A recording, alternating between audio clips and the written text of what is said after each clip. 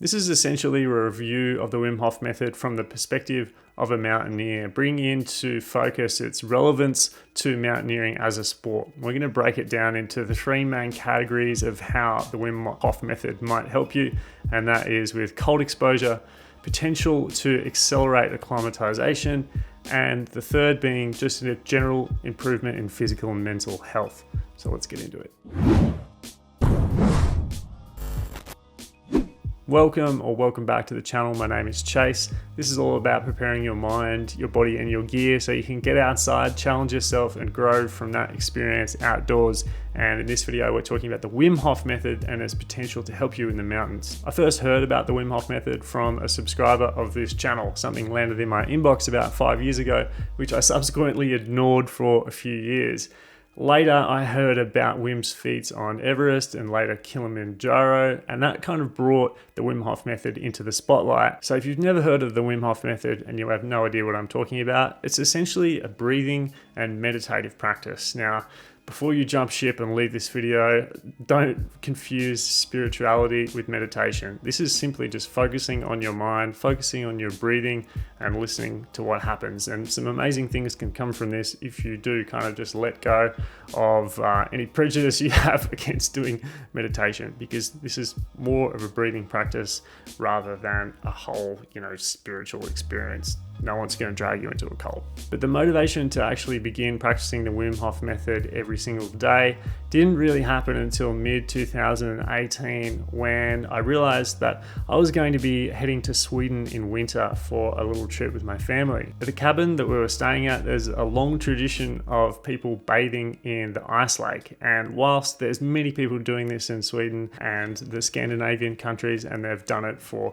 perhaps a very, very long time without this training, I really saw that as an opportunity to motivate me to prepare myself to do the Wim Hof Method every day. And I think just like anything that you put into practice, doing something every day is definitely the best way to actually see measurable results in what you're doing, because just like anything, consistency is key and it's all about habits. So I initially just downloaded the Wim Hof Method app. I think at the time it was paid, but what I did within those first few weeks, you can now get for free. So feel free to get it from the App Store and try it out.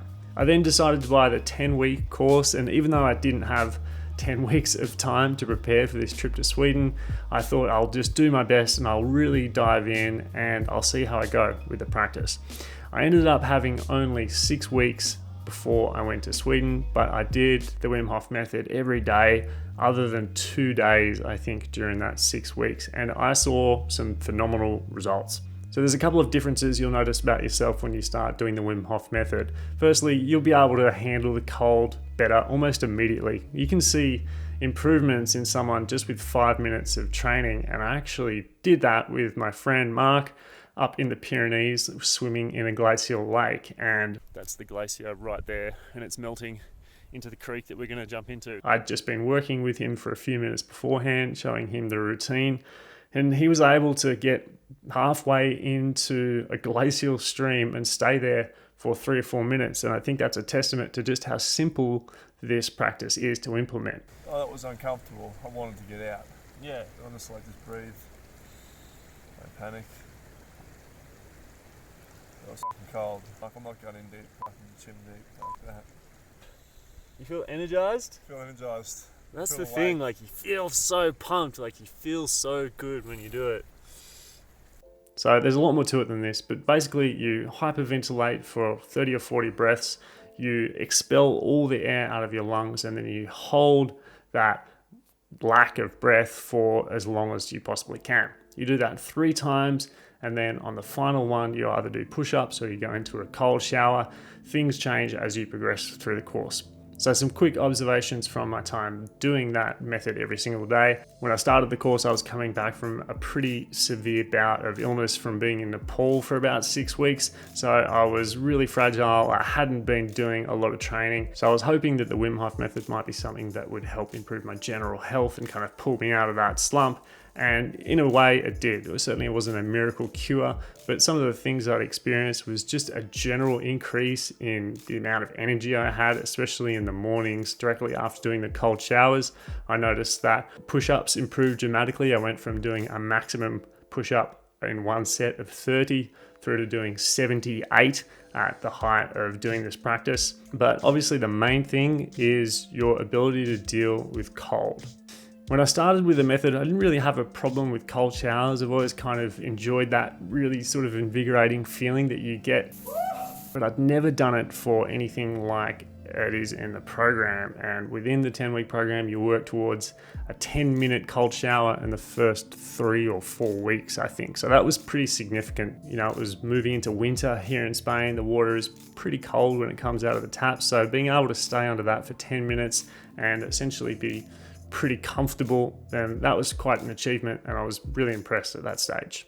But from that point, doing a 10-minute cold shower, I only had 2 weeks to build myself up to a level where I could be completely submerged in sub-zero temperatures underneath a frozen lake. So I still had a lot of work to do. A couple of days before going to the cabin, I arrived in Oslo and I was walking around kind of barefoot outside in about -7 degrees, doing some push-ups, you know, doing my normal exercises and my breathing work. And I was pretty comfortable being out around the snow and then taking very, very cold showers in Norwegian winter.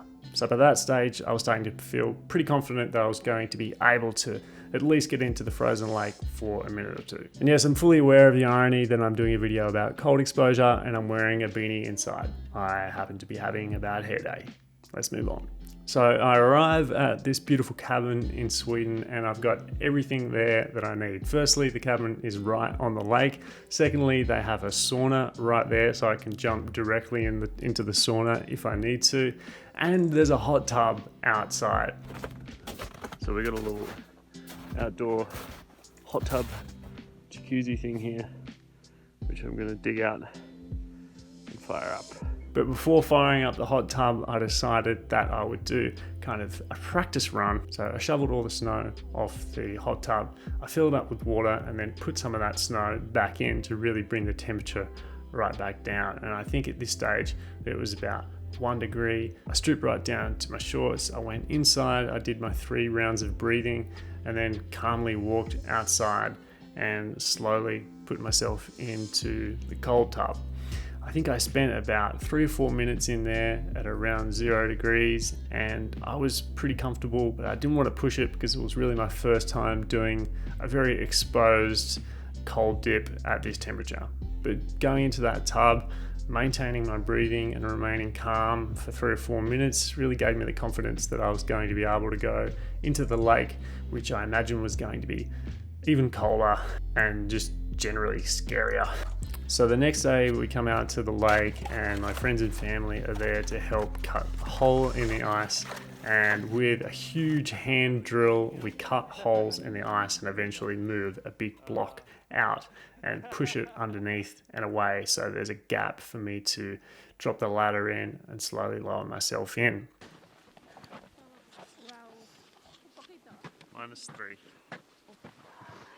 I'd been preparing myself for this mentally and physically all morning. I wasn't entirely sure if I was ready, and I was really, really nervous about jumping into this lake, especially because there was around 10 or 12 family members there, all watching, cheering me on, but still a lot of kind of pressure when I've been telling everyone, oh, I'm going to go swim in the lake. So I wasn't really sure if I was actually going to be able to do it. So once we eventually cut the hole and put the ladder in, then I sat down on the lake on my picnic rug and tried to pull my concentration in and compose myself to be able to start to control my body temperature. I did my usual 4 rounds of breathing and tried to focus as much as I could and really get that inner fire that Wim talks about moving around me in preparation for going into the lake. First thing I notice is that when I step off the picnic rug and onto the frozen lake surface, I realize this is not working. My feet are immediately freezing. I can feel that, and it really kind of switched something in my mind. I knew that I was going to be experiencing pain for the next couple of minutes, and I think from the inception of this attempt was a total failure. I just wasn't really prepared for this mentally or physically. I had the cameras rolling, I had people watching me, and I think it really affected my experience. I didn't feel like I was ready to go 5 or 10 minutes on that day, so I decided to just shoot for something a little lower. Is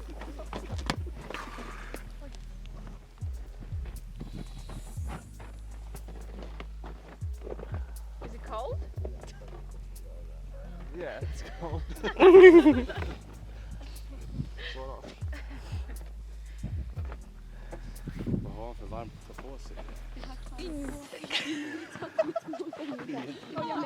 One and a half minutes. Okay, how 135. 135. Woo! 140. Come on. 45. 50. 55. 2 minutes. Whilst I was able to kind of compose myself and move slowly and deliberately and stop myself from shivering, I was incredibly cold, and I don't think I would have survived out there without clothes for much longer. Yep, I feel like an ice block.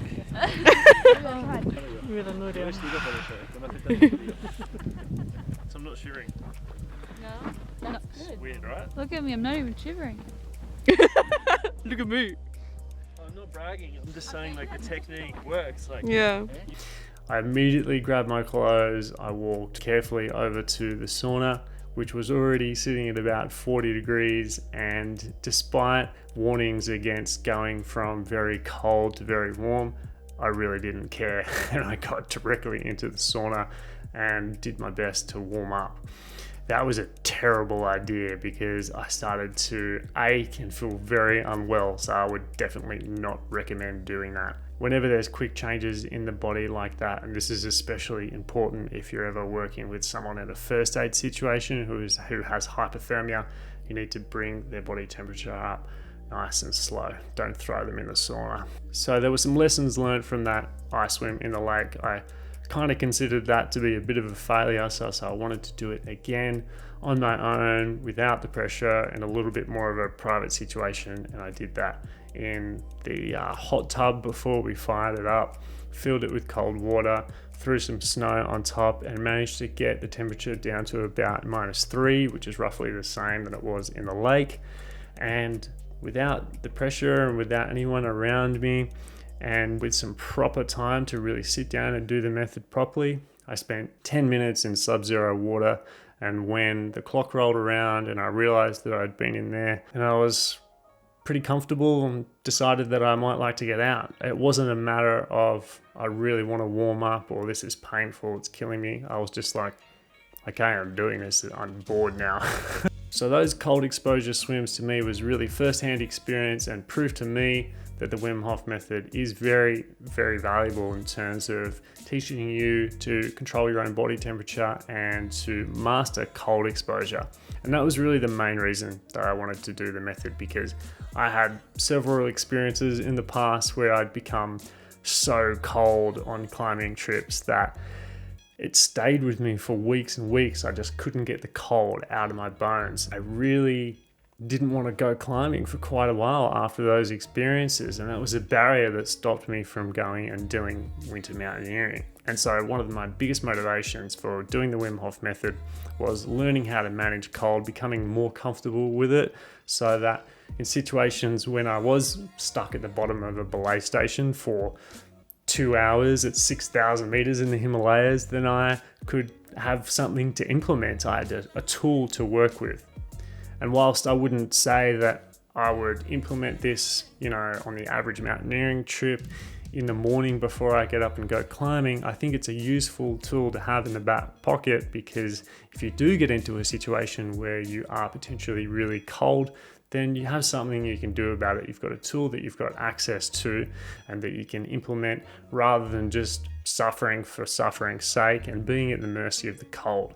I really didn't feel comfortable about the cold having control over me, so that was probably the main thing that I got out of the Wim Hof method. But there's so much more to this method than just the cold exposure. Like I said, when I first started doing the Wim Hof method, I was coming back off a virus which I picked up in Nepal, so I had a really sensitive immune system, and I just generally wasn't doing very well with health. And that was probably my second reason for taking up the Wim Hof method, because I'd read a lot of different personal accounts from people that had made huge improvements with various illnesses.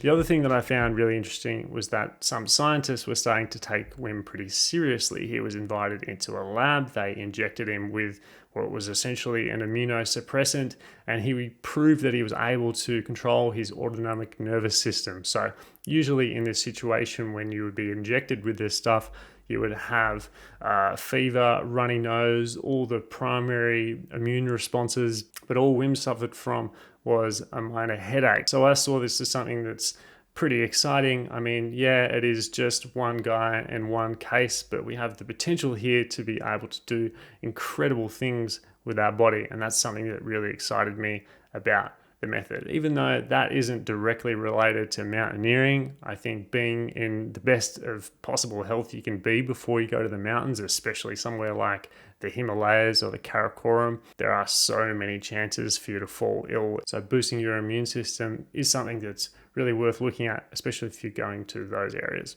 So that brings me to the third and perhaps the most interesting aspect of the Wim Hof method in terms of mountaineers, and that is its potential to aid or increase acclimatization to high altitude. And the most significant evidence that this is potentially useful as a practice was from 2014, when Wim broke the speed record in Kilimanjaro, where himself and 26 others climbed to the summit of Uhuru Peak in only 2 days. And to give you some context, this is generally something that takes 6 to 9 days. At that speed, it's already breaking just about every rule there is about acclimatization to altitude as it is. So that's a pretty significant thing, taking 26 people that haven't done a lot of trekking or mountaineering before, doing essentially, I think, the 10-week course, which is similar to what I did, before going and breaking the speed record on Mount Kilimanjaro. That's significant enough for me to want to look into this as a serious option for anyone who wants to learn everything they can about how altitude affects the body. Now, to be clear, I'm not saying that this is any kind of snake oil cure altitude thing that you can do and be fine. I think it's just an excellent tool for you to open a door and to gain a little bit more understanding about how your body works, particularly in relation to breathing at altitude. Because essentially the problem of altitude comes down to how much oxygen is in your body, and in a way Wim has essentially proven that by taking 26 people, making them hyperventilate for 48 hours while climbing and descending. And the most important thing to take into account here is that's not really a realistic thing that you can expect people to do. That's a very extreme situation to be able to continually go through these breathing methods. It requires a lot of energy, it requires a lot of focus and concentration. So it's not really an option for everyone to implement before they go and climb Kilimanjaro. However, it is really interesting in terms of how it could be applied to certain situations where you absolutely need to acclimatize quickly and you don't have oxygen bottles and you don't have the time to acclimatize. So for example, let's say you're in a rescue situation where a mountain rescue team on Everest, they need to go up in order to save someone, but they've run out of oxygen. Something they may be able to do is to perform the method to hyperventilate, to essentially force oxygen into the bloodstream to enable you to ascend and maintain a certain amount of time at that altitude, enough to be able to get that person back down safely. So yes, in a way, it is potentially useful and has some benefit, and I think there's a lot more research that needs to be done in terms of the altitude side of things, but it's not really something that's applicable for every mountaineer. And I'm certainly not recommending that you should do this method because it's going to help you acclimatize. I think the first two methods, namely dealing with the cold and improving your immunity, are plenty good enough reasons to start doing the method on their own. Think about the altitude side of it just as a little experiment and an extra bonus. And again, similar to the way that the Wim Hof Method gives you tools to be able to deal with the cold, I think it's also useful to have those tools to be able to deal with altitude sickness. And I have experimented with this a little bit with clients of mine in the Himalayas when they weren't feeling their best. They were suffering from altitude sickness. We weren't able to get them a helicopter out. It wasn't safe for us to descend. So I sat with her and I went through some breathing. We did some pulse oximeter testing, and by repeatedly breathing and hyperventilating and getting as much oxygen into the body and just calming her down, we were able to increase her blood oxygen saturation. So that tells me that this is something that is potentially useful in emergency situations. So with taking these three things into account and the way that they've benefited me and potentially benefit you, I think it's definitely something worth looking into. I mean, at the moment the app is free. You can download it and go through the most basic of courses. In terms of my opinion on the 10-week course, I think there's definitely things that they could improve, and they probably have improved in the newer course. So I would say if you're going to do a course, maybe invest in the newer course, even though it is a little bit more expensive. I hear that it is a lot better. I'm not going to get into the specifics of it in this video, but I think there's a lot that they can improve on the actual physical training component, particularly the technique. But on the whole, I thought the course was pretty good, well worth doing, and something that I've hugely benefited from. So taking all of this into account, is this generally something that I recommend for people? Yeah, absolutely. I've learned a lot from it. I've had a hugely positive experience from it. I genuinely enjoy it, and it has helped me get further and deeper into meditative practices to gain more control over my mind, and it's been very useful for building mental strength. If you are interested in the mental strength side of things, I have a blog post which is 5 things you can do to build mental strength for the mountains. If you want to check that out, I'm probably going to make a video about that soon, so if I do, I'll link it up here. And if you have plans on going to high altitude, I'd highly recommend checking out my guide to pulse oximeters. These things are potentially life-saving in the high mountains. But if there's anything else on this topic that you think I should cover, I would be very happy to go into more detail on this. I think it's a super exciting topic, so hit me with your questions in the comments section, and I'll see you on the summit.